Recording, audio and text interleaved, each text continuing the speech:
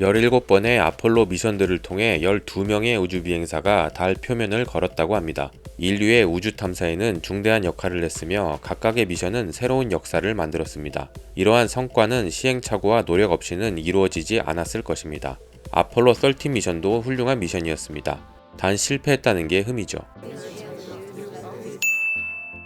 여러분들도 잘 아시는 아폴로 11 미션은 바로 처음으로 달에 사람을 보냈던 미션이었어요. 아폴로 13는 세 번째로 달에 사람을 보낼 계획이었죠.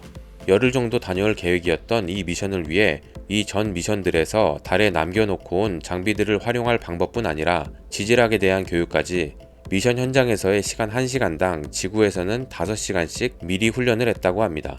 미션 리더였던 짐과 프레드, 잭 이렇게 3명은 지구에서의 성공적인 런칭과 함께 달을 향해 잘 가고 있었는데 3일째 되던 날인 1970년 4월 13일에 아폴로 13의 우주 비행사들은 갑자기 큰 폭발음을 들었습니다. 미국 휴스턴 나사 본부로 그 유명한 무전을 보내왔어요. 우주선은 크게 보면 두 공간으로 나눌 수 있습니다. 첫 번째, 지구에서 출발 후 달까지 우주 비행사 셋을 운반하는 사령선, 그리고 그 사령선을 위한 엔진과 온갖 시스템들. 여기를 모두 합쳐 오디세이라고 부릅니다. 두 번째, 2명의 우주 비행사만을 태우고 달 표면까지 착륙한 후 임무를 완수하면 오디세이로 돌아오도록 설계된 달 착륙선, 아쿠아리우스라고 부릅니다. 우선은 이 둘이 합체된 상태로 달까지 날아갑니다. 달 근처에 도착하면 아쿠아리우스가 분리되죠. 우주 비행사 2명만 태우고 달에 내려가서 출장 업무를 보는 거죠. 업무가 끝나면 다시 올라와서 합체하고 지구로 돌아올 계획이었어요. 쉬운 예를 들어드리면 옛날 영화를 보면 큰 배를 타고 육지에 도착하면 사람들이 작은 배로 바꿔 타고 육지로 노를 저어서 들어오는 거 본 적 있으시죠? 그런 식으로 오디세이는 큰 배 본체, 아쿠아리우스는 작은 배로 보시면 됩니다. 문제가 생긴 부분은 오디세이 본체 쪽이었어요. 이미 33만 킬로미터나 날아왔는데 폭발음은 산소 탱크 하나가 문제가 생겨 폭발해 버린 것이었어요. 본부에서는 조사 후 상황의 심각성이 명백해지자 달 착륙 미션을 비상 탈출 미션으로 긴급 변경합니다. 오디세이는 산소가 부족하니 사고 후 1시간 내에 3명은 모두 아쿠아리우스로 옮겨 탑니다. 구명 보트로 옮겨 탄 느낌이죠. 그래도 달로 가는 길에 사고가 난 게 다행이었어요. 돌아오는 길이었다면 이미 아쿠아리우스를 버린 후였을 테니 옮겨 탈 구명 보트가 없었겠죠. 본부에서는 온갖 박사란 박사는 다 모여서 현재 상황에서 저 우주선과 사람들을 어떻게 지구로 데려올 수 있을지 회의, 연구, 계산을 계속합니다. 프로젝트 하나 하는데 원래는 몇 년씩 걸리는 걸 갑자기 몇 시간 내에 해내야 했던 거죠. 본부의 엔지니어들이 긴급으로 고안해낸 방법의 핵심은 우주선의 전기를 다 꺼서 전력을 아끼자였어요.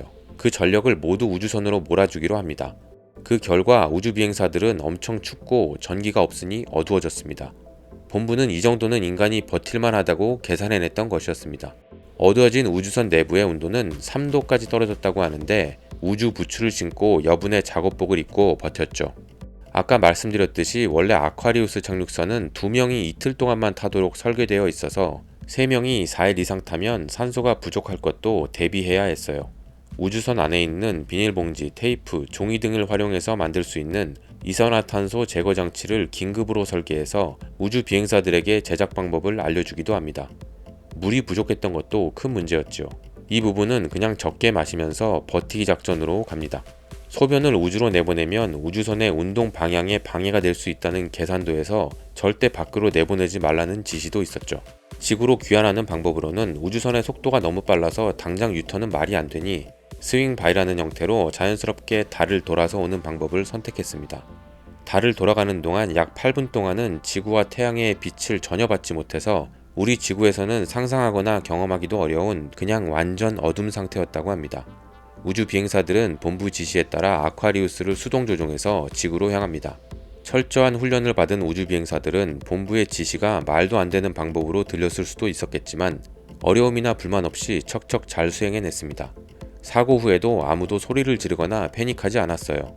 그런 게 아무런 도움이 안 된다는 것을 많은 훈련을 통해 알고 있었으니까요. 지구로 진입할 때는 지구 대기와의 마찰로 우주선이 타버릴 수 있기 때문에 방열판이 장착되어 있는 오디세이로 갈아타고 진입합니다. 낙하산을 펼치고 태평양 바다에 도착한 세 사람은 USS 이오지마에 발견됩니다. 런칭 후 닷새 22시간 54분 41초 만이었습니다. 성공적인 실패라고 불리는 아폴로 13은 아마도 가장 상징적인 아폴로 미션 중 하나였을 것입니다. 우주 비행사들은 달에 발을 디디지는 못했지만 우주에서의 재난도 인간이 헤쳐나갈 수 있다는 문제 해결 능력을 증명했으니까요. 요즘은 많은 천재들이 대기업에 가거나 사업을 하지만 예전 천재들은 나사를 선호했었다고 합니다.